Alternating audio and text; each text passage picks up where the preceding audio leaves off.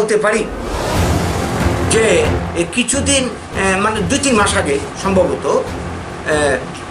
উনি আরেকটা বিপজ্জনক কথা বলেছেন। এটা কোনো মতে সমর্থন করা যায় না। সেটা হচ্ছে কি, ক্ষুদিরাম বোস এর মূর্তি রাজবাড়ির সামনে একটা স্ট্যাচু আছে। কেন রাজবাড়ির সামনে স্ট্যাচুটা বসানো হলো ক্ষুদিরামের, এই নিয়েও তিনি প্রশ্ন তুলেছেন।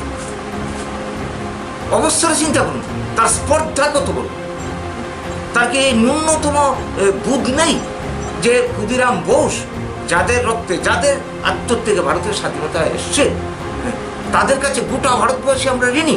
তাদের প্রতি, এই শহীদদের প্রতি শ্রদ্ধা জানানো এটা আমাদের নৈতিক দায়, সামাজিক দায়। কাজে তার মূর্তি, স্ট্যাচুটা এখানে বসানো হয়েছে, তাতে কি দূষণ হয়েছে? কোথায় তিনি শ্রদ্ধা করবেন তা না করে তিনি উল্টা বলছেন যে তা এই মূর্তির এখানে বসানো হলো। আসলে আমরা বুঝতে পারছি, রবীন্দ্রনাথ ঠাকুর যেমন বাঙালি বলে হয়তো হতে পারে রবীন্দ্র কী বলবো জাতীয় সঙ্গীত তার পছন্দ হয়নি, ঠিক তেমনি এই ক্ষুদিরাম বাঙালি বিপ্লবী বলেই হয়তো তার পছন্দ হয়। তো এই বিষয়গুলি কোনো মতে মানা যায় না।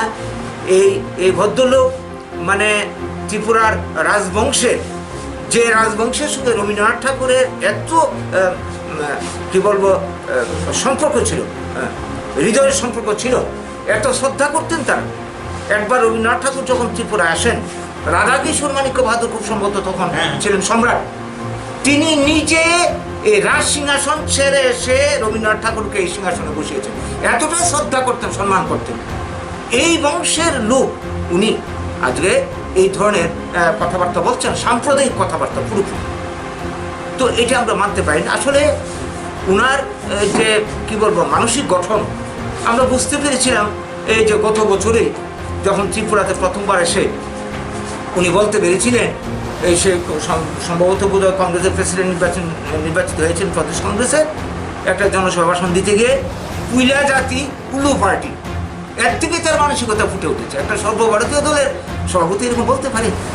কাজে এই ধরনের মানুষের দ্বারাই ত্রিপুরাতে সাম্প্রদায়িকতা, উভয় জাতির মধ্যে বিচ্ছিন্নতাবাদের বীজ মানে বপন হয়ে চলেছে।